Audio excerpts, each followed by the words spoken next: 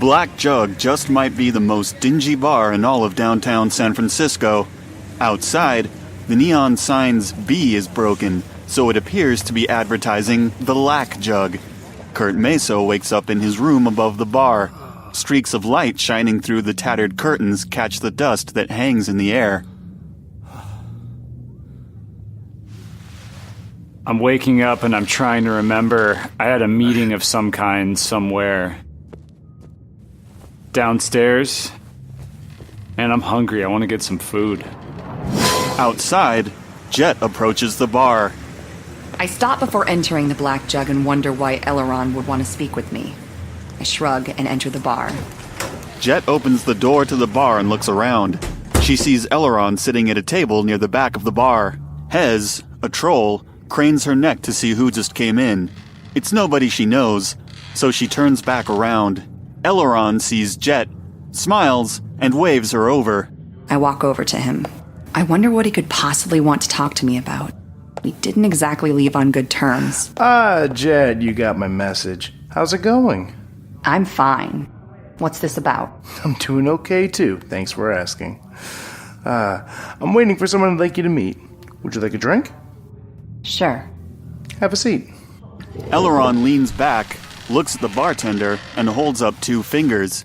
She nods, fills up 2 pints of beer, walks them over, and places them on the table. Arigato. The bartender nods and returns to the bar.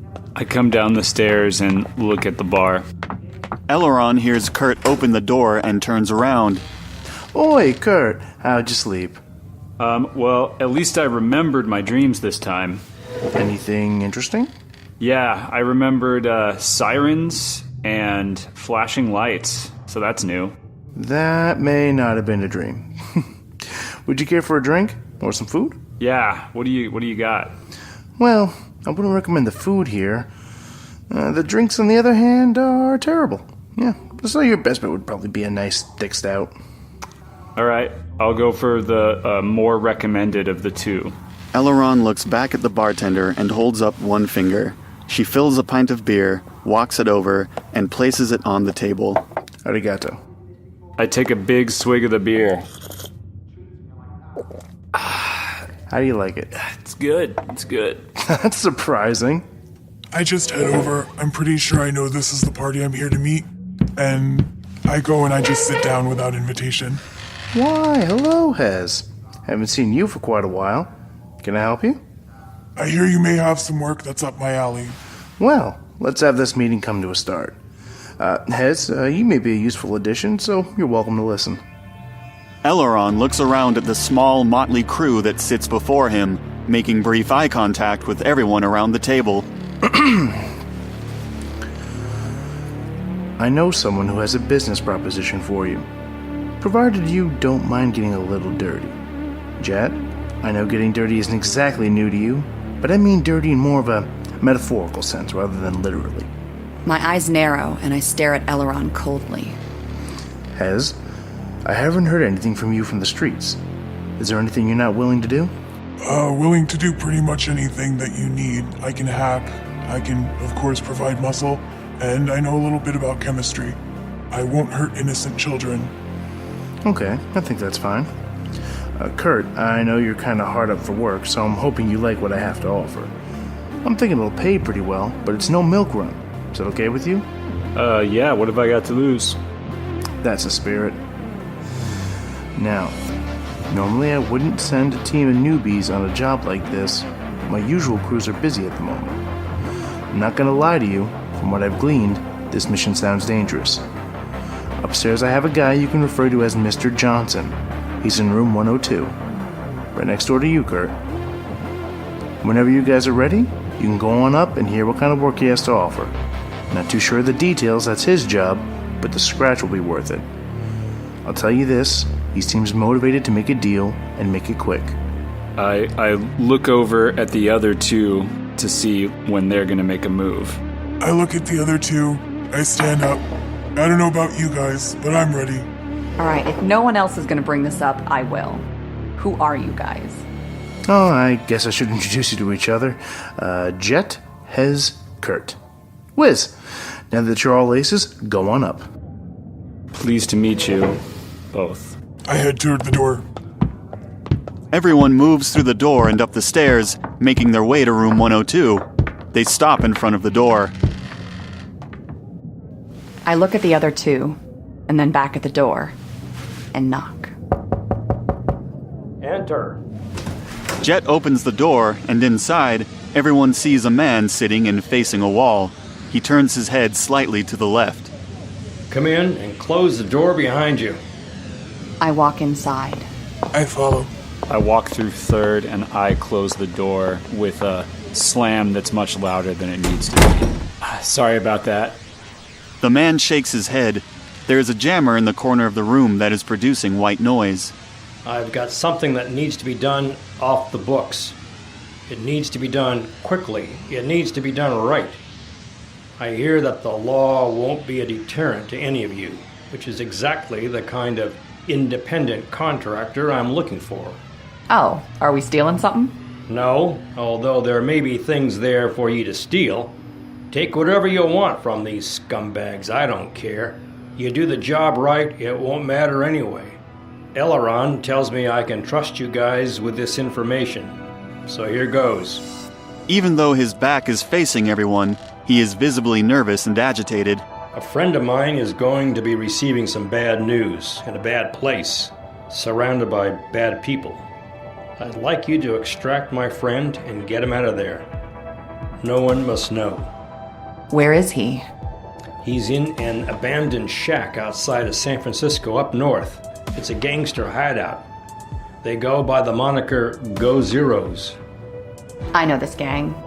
They're relatively new, dressed in black and yellow. Their insignia is a skull with 2 knives instead of devil horns. They're not known for anything in particular, other than being new and desperate to make an impression. Impressive, but wait, there's more. Earlier today, they stole some high explosives. As we speak, they're making their way back to their hideout, where they will undoubtedly celebrate their latest victory. Any of you have any experience with explosives? Unless you count an explosive gut, which I currently have from this beer. Mr. Johnson ignores Curt's comment. I have something that might help. Inside the drawer near the door, you'll find a small device. That device is a miniature explosive. Any dummy can use it. Just press the green button, and you'll have 3 minutes before it detonates. The explosion is about as powerful as a small grenade. You'll need to detonate it near the explosives at the hideout. It should produce an explosion powerful enough to level the entire building and then some. If you do it right, you might be able to take this gang right off the map in one move. I highly encourage this. But first, you must get Draeger out of there. He must not be harmed in the explosion. He has a vehicle, so once the job is done, provided it survives the explosion, he should be able to give you all a ride back. Now, I can provide transport out there unless... Do any of you drive? I have a driver's license and a little bit of experience. I'm good at riding in trunks. I don't know what that means. Troll, can you drive an unretrofitted vehicle? We'd better go with your driver. Oh, all right. There's a van outside that can give you a ride to your destination. Mr. Johnson adjusts his seating. No one can know that Draeger will make it out of there alive. No witnesses. Draeger is going to disappear after this, and I don't want any Go Zeros making his life any harder than it's about to become. Just get Draeger out of there and nuke the place, understand? Understood. Now, you mentioned a price.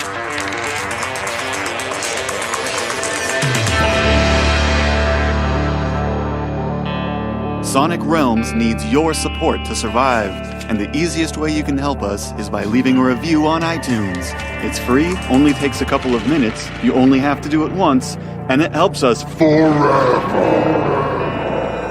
Game mastering and narration by Paul Greenleaf. Gitangeline is played by Mackenzie Paulus. Curt is played by Chris Tomaso. Hez. Is played by Torvald Tempestus. Additional voices by Tony Galliano, Charles Greenleaf, Editing, arrangement, original music, and production by Paul Greenleaf. For more story, character details, production notes, and how to support Sonic Realms, please visit sonicrealmspodcast.com. To learn more about the world of Shadowrun, visit shadowrun.com and shadowruntabletop.com. The Topps Company Inc. has sole ownership of the names, logo, artwork, marks, photographs, sounds, audio, video, and/or any proprietary material used in connection with the game Shadowrun. The Topps Company Inc. has granted permission to Sonic Realms to use such names, logos, artwork, marks, and/or any proprietary materials for promotional and informational purposes on its website, but does not endorse and is not affiliated with Sonic Realms in any official capacity whatsoever. All other works mentioned in the podcast are the property of their respective owners. Original content of the Sonic Realms podcast is licensed under a Creative Commons Attribution 3.0 unported and share-alike license. If you use any part of the show, please credit Sonic Realms. And hey, thanks for listening.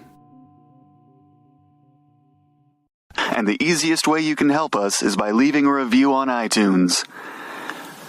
Cat, really? The cat meowed? The cat is meowing Oh, because she hears you talking. so loud right now. Cat, do you want to support us on iTunes? Do you even know what an iTunes review is? Meow once for yes.